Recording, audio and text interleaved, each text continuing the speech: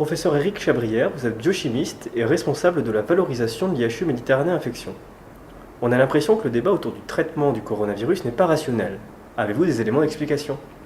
Oui, justement, nous avons été très étonnés par ce débat sur la toxicité d'une molécule aussi ancienne et largement prescrite.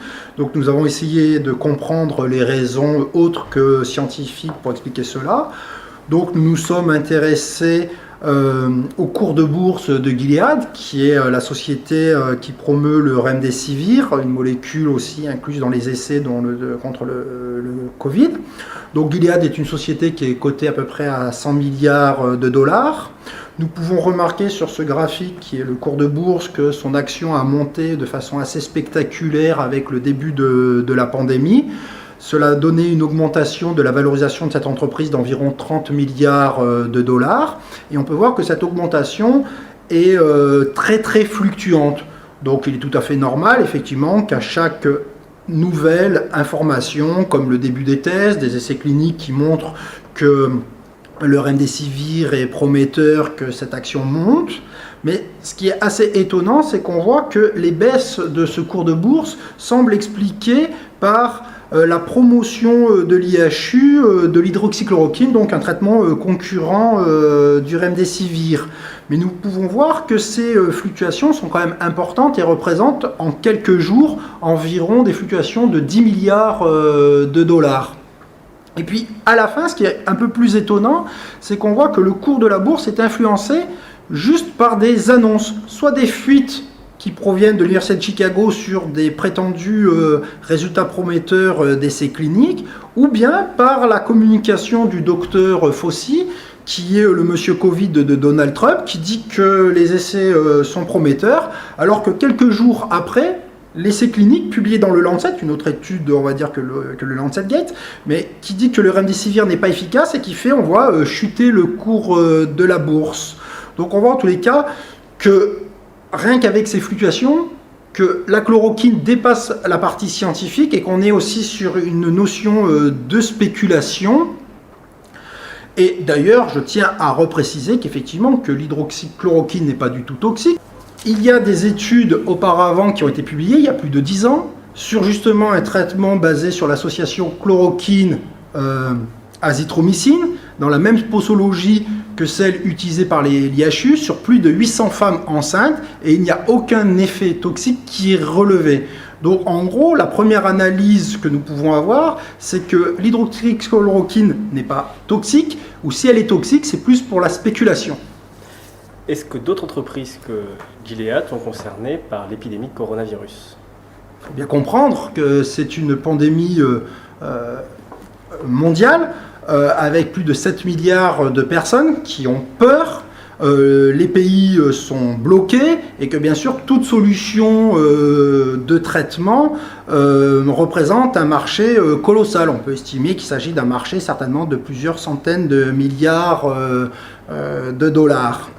Donc effectivement il y a un marché pour faire des tests rapides, des vaccins, des médicaments, distribuer bien sûr les masques, les vêtements de protection, des applications, donc il s'agit d'un marché colossal. Donc on comprend bien que là aussi il y a une valeur spéculative qui est importante et que bien sûr quand l'IHU arrive avec un traitement qui peut mettre fin à ce problème et qui dit effectivement que ce n'est pas grave, cela pose un problème aussi cette fois-ci sur la spéculation.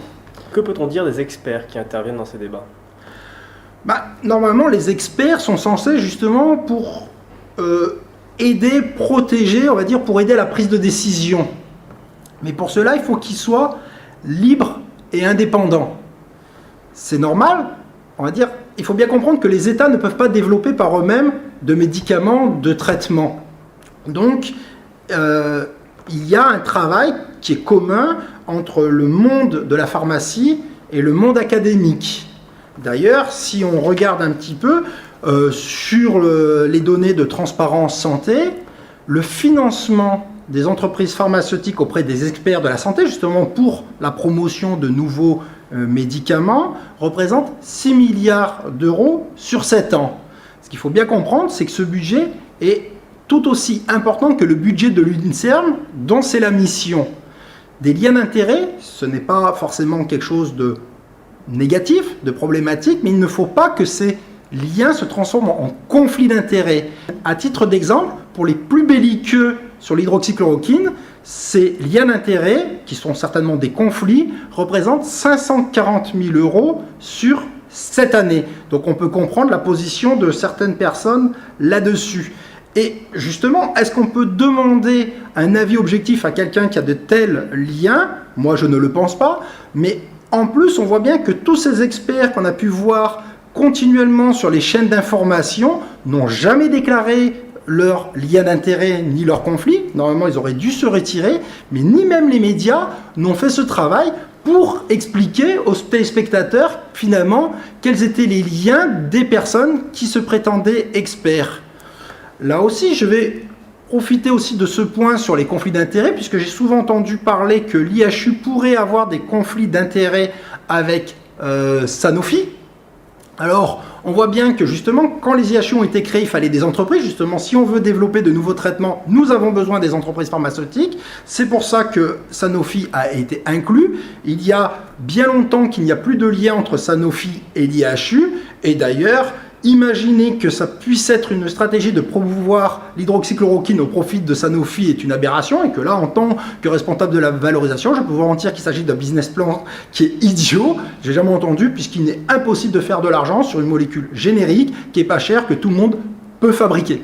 La conclusion de tout cela, c'est qu'on voit que ce débat sur la toxicité de la chloroquine n'est pas sérieux, ne repose pas sur de la science. L'hydroxychloroquine est toxique pour la spéculation.